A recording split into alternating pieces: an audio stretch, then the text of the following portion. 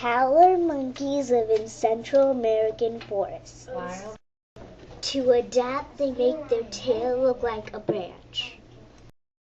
They eat flowers, fruits, leaves, buds, blossoms, and nuts. Can I move you? The female is brown and the male is black. The baby is brown. Their enemies are tigers, snakes, jaguars, and cheetahs.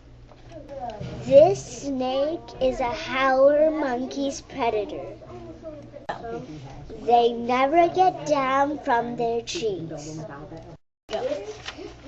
They always hang from their trees, and when they want to drink, they hang from a branch over a pond.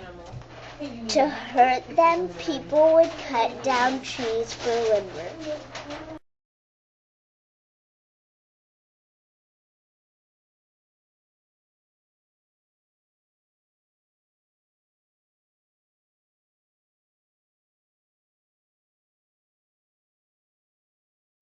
Males having glare bones in their throat. They also roar and bark. These monkeys are jumping on a building.